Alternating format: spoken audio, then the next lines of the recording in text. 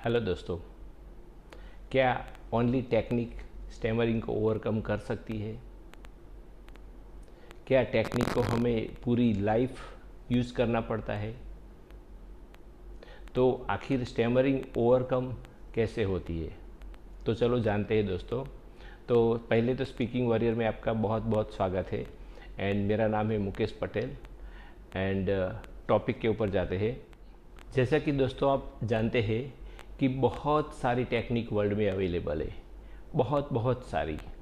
मोटा मोटी मैं बता दूँ तो जो हम यूज़ करते हैं वो माउथ ओपनिंग है, पॉज टेक्निक है, mouth opening as per vowel है, थोड़ा माउथ को ज़्यादा ओपन करना है, फाउंडेशन है एंड हैंड मूवमेंट है, बॉडी लैंग्वेज जो है, जो आई कांटेक्ट, वैसे भी ऐसी बहुत सारी टेक्निक्स है लाइक कॉन्फिडेंस फार्मूला है, अफर्मेशन है, ये सब चीज़ें बहुत सारी टेक्निक है।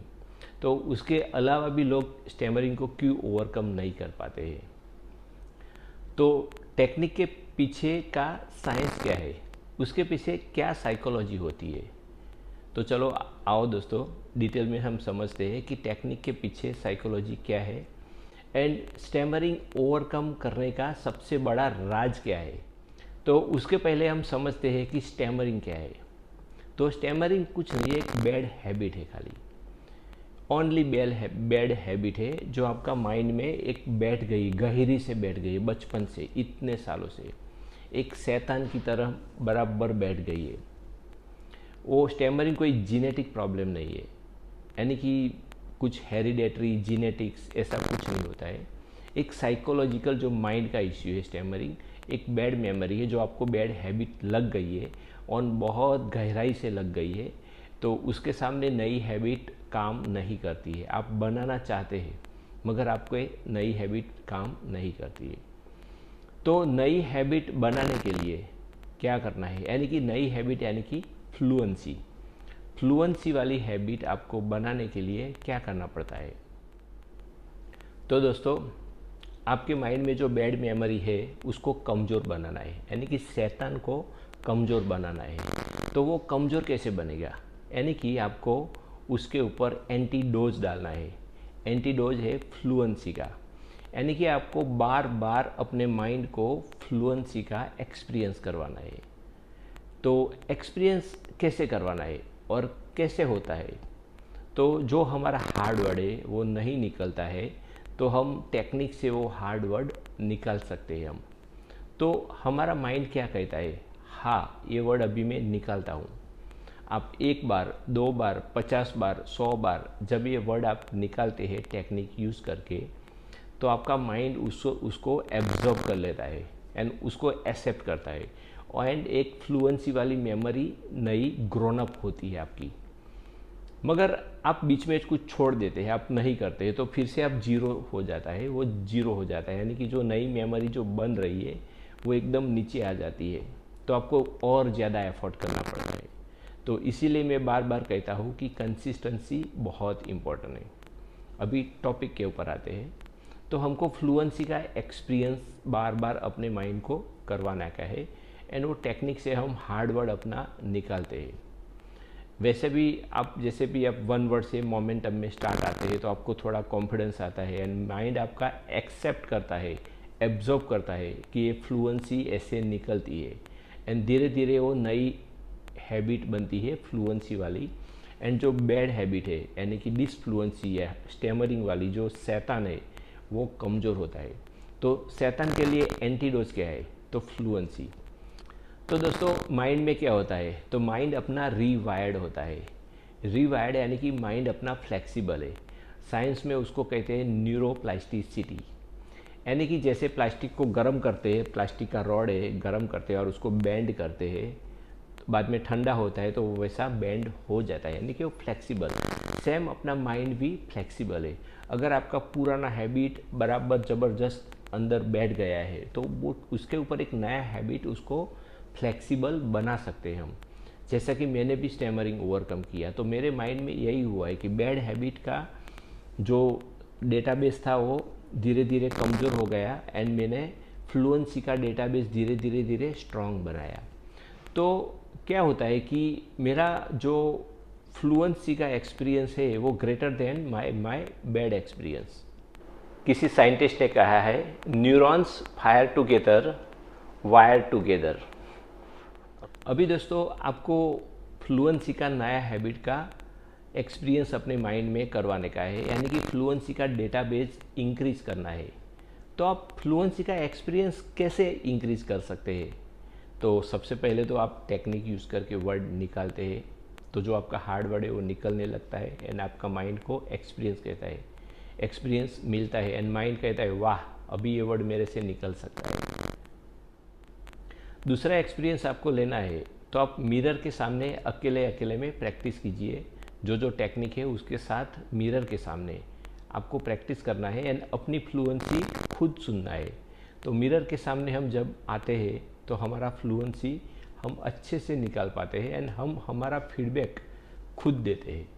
तो आपको इंस्टेंट फीडबैक अपने सेल्फ फीडबैक मिल जाता है एंड आप फ्लुएंसी का डेटाबेस आपका इंक्रीज होता है। तीसरा है कि आप रीड लाउड। तो आप वन वर्ड से या पॉज टेक्निक से या कुछ भी टेक्निक से आप अच्छे से धीरे धीरे लाउड रीडिंग करना है एंड लाउड रीडिंग जब करते हैं तो मेक श्योर कि आपका सेल्फ लिसनिंग ऑन है, अपनी आवाज़ आपको खुद सुनना है, अदरवाइज आपको अपनी फ्लुएंसी का एक्सपीरियंस नहीं मिलेगा। दूसरा है कि अपना वीडियो आप बार बार रिकॉर्ड कीजिए, बाहर जाइए घर पे और कहीं भी बार बार वीडियो रिकॉर्ड कीजिए, पूरी टेक्निक का जोर लगा दीजिए एंड बाद में अपना वीडियो बार बार सुनिए। तो उससे क्या होता है कि आप अपना फ्लुएंसी खुद अपने कानों से सुनते हो और आप जैसा बार बार अपने आप को देखते हैं वैसा हम बनते जाते हैं। यानी कि क्या होता है कि फ्लुएंसी का डेटाबेस अपना स्ट्रॉन्गर बनता है। तो उसके सामने कमज़ोर कौन होता है? जो डिसफ्लुएंसी, जो स्टैमरिंग, जो शैतान है वो कमज़ोर होता है धीरे धीरे धीरे धीरे, क्योंकि आप अपना फ्लुएंसी का डेटाबेस क्या करते हैं? स्ट्रॉन्ग बनाते हैं। मेमोरी आप क्रिएट करते हैं, नई मेमोरी, फ्लुएंसी वाली मेमोरी वो आप क्रिएट करते हैं, तो आपका वो स्ट्रॉन्ग बनेगी। यानी कि फ्लुएंसी ग्रेटर देन डिसफ्लुएंसी, जैसे साइंस में इक्वेशन होता है, तो वो लेवल तक आपको जाना है। फ्लुएंसी ग्रेटर देन डिसफ्लुएंसी, वो डेटाबेस उतना स्ट्रांग होना चाहिए। दूसरा, आपको रियल टाइम एक्सपीरियंस लेना है फ्लुएंसी का, जहां आप स्टैमरिंग नहीं करते हैं वहां आपको एक्सपीरियंस लेना है। एग्जांपल, आप कोई एनिमल के साथ बात कीजिए, अपना डॉग है, अपने बिल्ली है घर पे, ऐसा कोई पेट होता है, काऊ होता है, बफेलो होता है, तो एनिमल से बात कीजिए कुछ भी, तो अपना फ्लुएंसी का एक्सपीरियंस आपको मिलेगा, क्योंकि आप एनिमल के सामने स्टैमरिंग नहीं करेंगे, क्योंकि उधर ऑडियंस जो परफॉर्मेंस होता है प्रेशर वो नहीं आता है। तीसरा है आप विजुअलाइज कीजिए। विजुअलाइज कीजिए यानी कि वो विजुअलाइज टेक्निक क्या है मैं मोटा मोटी बता दूँ तो आप अकेले कमरे में बैठे एंड आप आंखें बंद करके एक अपने माइंड में एक पिक्चर क्रिएट करते हैं कि जहाँ आपकी स्टैमरिंग ज़्यादा होती है। एग्जाम्पल, 3-4 लोगों का क्राउड है एंड उधर आप बोलने के लिए जाते हैं तो आपका स्टैमरिंग ज़्यादा होता है। तो आप घर पे बैठ के भी वो एक्सपीरियंस ले सकते हैं, यानी कि आपको आंखें बंद करके वो सेम सिचुएशन इमेजिन करने का। सेम सिचुएशन इमेजिन करने के बाद आपको जो बोलना है वो रियल में ऐसा बोलने का एंड बोलते बोलते आपको सेल्फ लिसनिंग करने का है एंड आपको फ्लुएंट आप बोलेंगे, क्योंकि आप अकेले में हम ज़्यादातर फ्लुएंट बोलते हैं।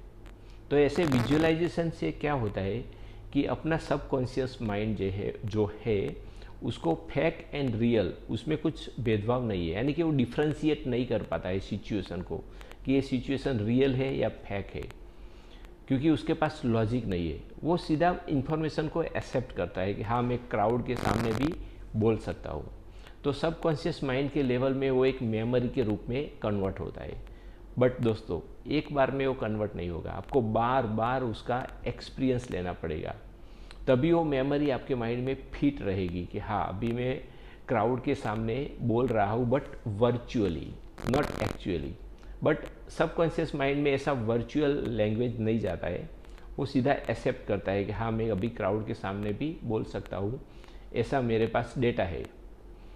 अभी आप सेम चीज़ आप महसूस कीजिए कि आप क्राउड के पास जाइए एंड बोलने का ट्राई कीजिए, उधर आपको थोड़ा कम होगा फंबलिंग।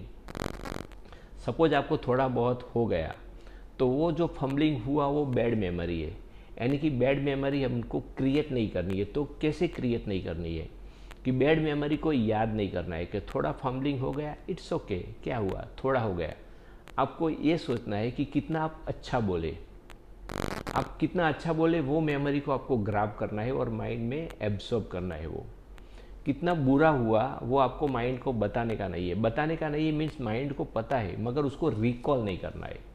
तो जैसा रिकॉल नहीं होता है तो वो मेमोरी बनती नहीं है, जस्ट वो इन्फॉर्मेशन है।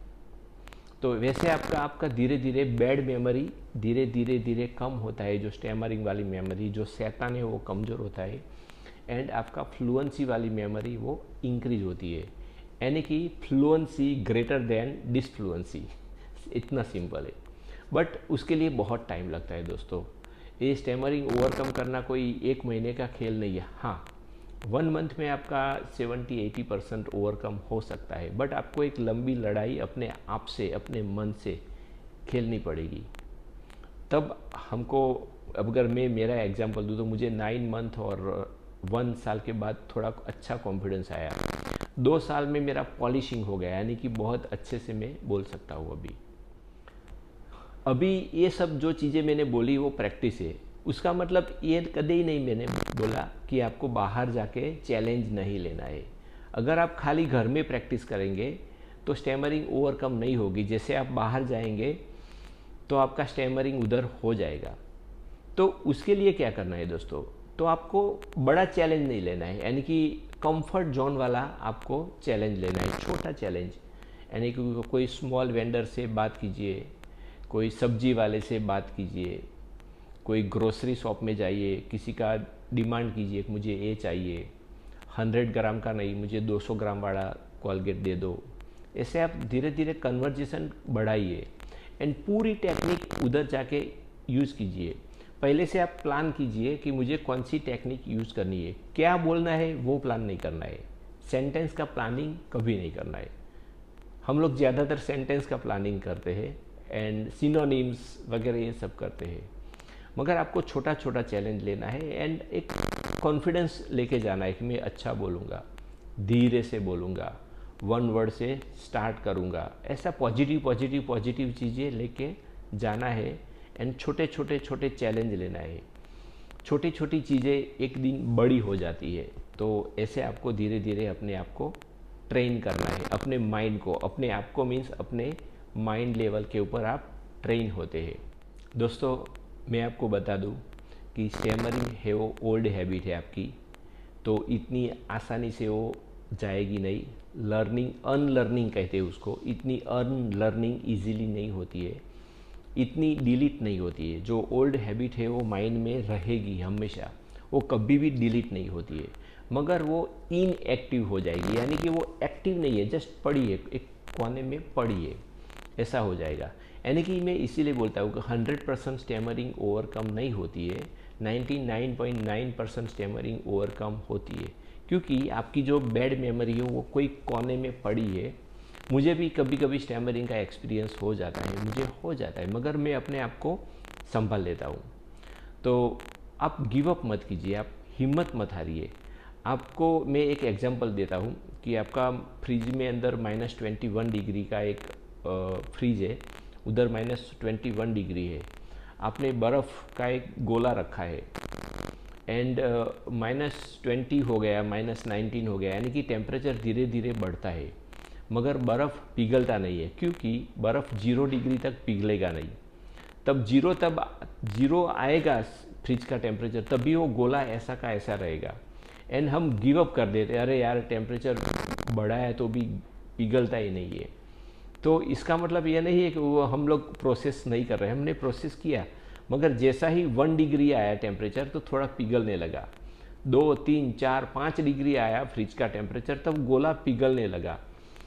यानी कि 21 डेज तक आपको इंतज़ार करना पड़ा वो गोले को पिघलने के लिए। इसका मतलब ये हुआ कि नई हैबिट 21 डेज़ के बाद इंस्टॉल होती है। तो दोस्तों, गिव अप मत कीजिए, आप लगे रहिए, एक दिन भी छोड़िए मत। प्रैक्टिस है, चैलेंज है, जो भी हम टास्क देते हैं इधर स्पीकिंग वॉरियर में, मैं अपने बैच मेंबर को संबोधन में कर रहा हूँ और आप भी कर सकते हैं जो हमारा टास्क है। तो आप एवरीडे कुछ ना कुछ टास्क कीजिए स्टैमरिंग को ओवरकम करने के लिए, एंड धीरे धीरे आपकी नई हैबिट ग्रोन अप होगी। नई हैबिट 1 मंथ में ग्रोन अप नहीं होती है, वो बहुत टाइम लेती है, और बहुत टाइम मीन्स 9 मंथ 1 ईयर तक भी लेती है, एंड 2 साल में आपका पॉलिशिंग हो जाता है। तो hope you like this video दोस्तों। Thank you very much. Thank you.